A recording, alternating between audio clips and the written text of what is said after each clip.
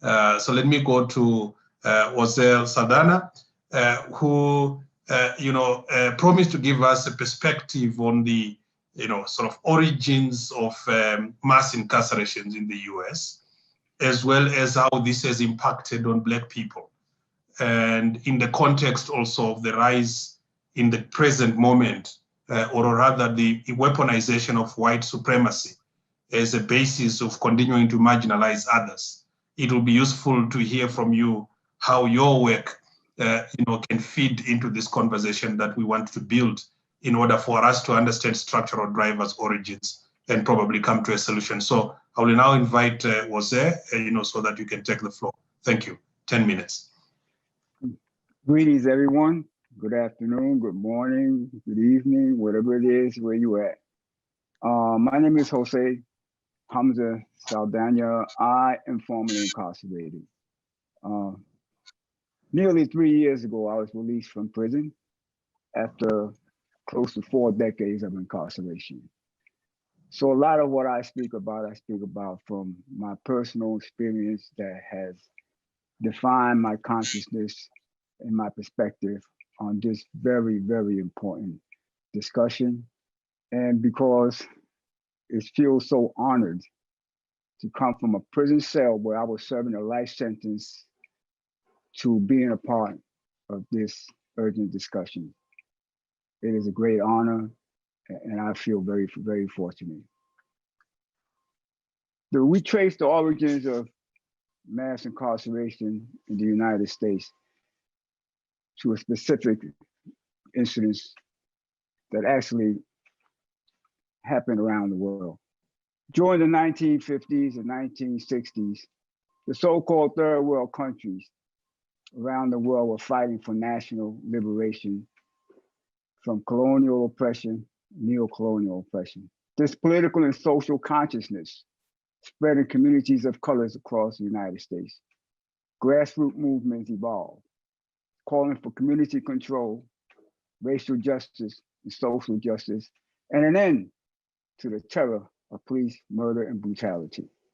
Indigenous people of the United States, the so-called American Indian, they had movements that also called for racial and social justice and an end to law enforcement terror.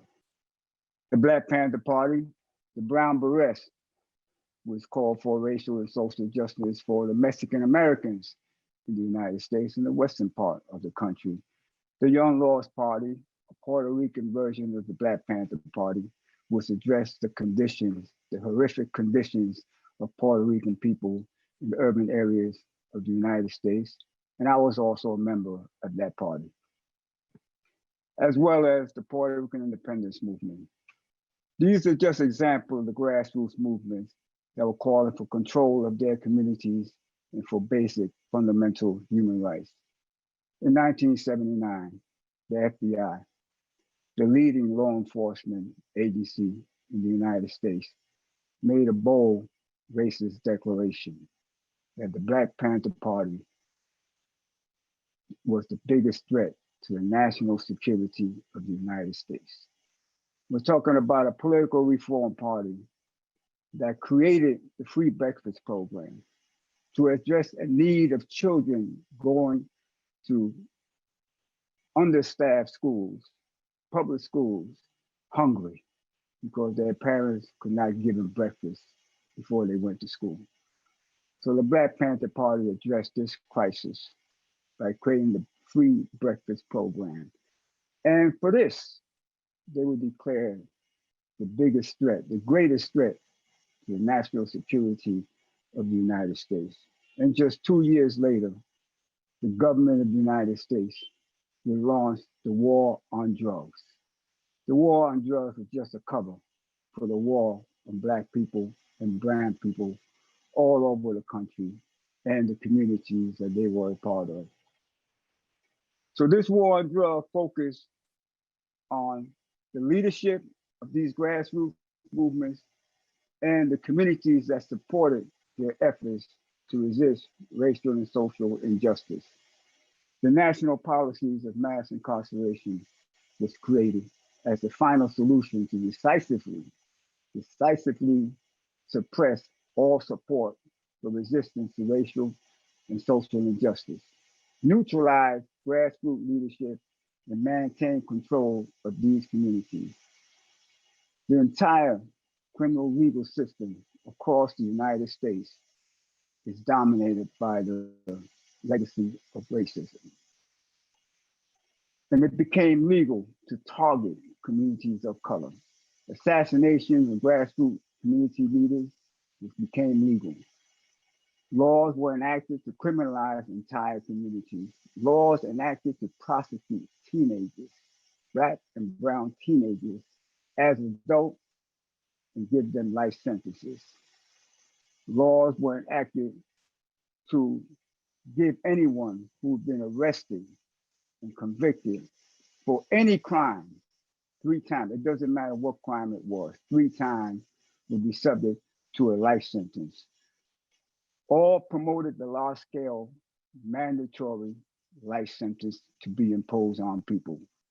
Virtual life sentences, which has been determined to be anything over 50 years, was given out to just about anything for any particular crime. And hundreds of political prisoners were sentenced to death by incarceration sentences. 100 years, 135 years, plus a life sentence. Black and Latino people were disproportionately given these type of life sentences.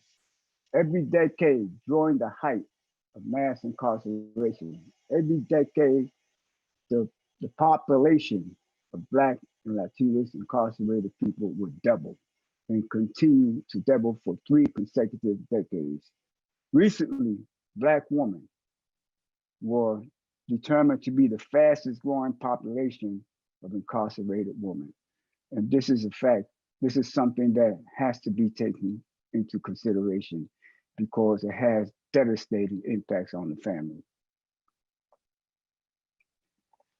So we have a system that was created to separate mothers, fathers, grandfathers, grandmothers, great-great-grandmothers, great-great-grandfathers from families. This constituted permanent family separation, and it lasted for generations. These racist policies of mass incarceration were so devastating to the Black and Latinos families and communities that it actually constitutes a form of neo-genocide. And for Black people in prison, it was an extension of slavery. Just a few months ago, I know most of you may have seen this, a few months ago, the entire world witnessed 4 minutes or 8 minutes and 44 seconds of a broad daylight knee lynching of a Black man by a group of white racist police officers. This was a glimpse of what Black and Latinx people inherit at birth. The same racist sanction of murder and brutality that exists in the streets of America also exists behind the prison walls of prisons all over America, where Black men, Latinx men, and even women are brutally beaten to death. There are no cameras there to videotape it, or they're tortured in solitary confinement, not only for years, but for decades. Decades of being in solitary confinement, where some people take their own life. The majority of deaths in prisons across America are Black and Latinx people. The vast majority of those who commit suicide in solitary confinement are Black and Latinx people. In a country, as already was mentioned, that leads the world in incarcerating human beings, 75% of Black and Latinx people.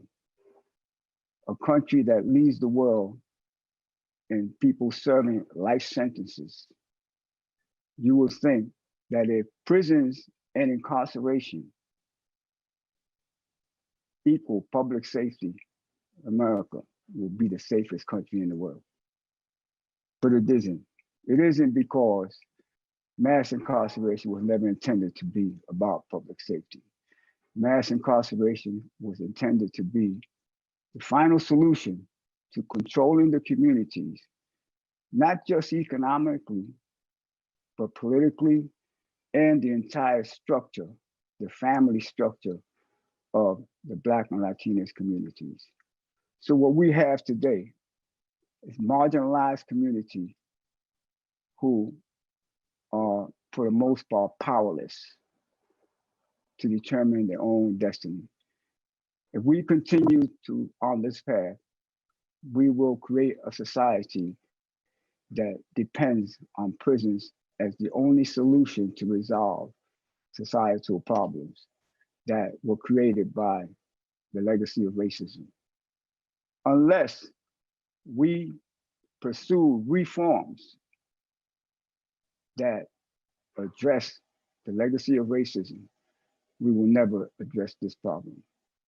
We have to uproot the legacy of racism and leave not a seed of it behind for us to actually be in a position where we control what happens and what doesn't happen in our communities. Crimes are really the product of the society that we all inherited.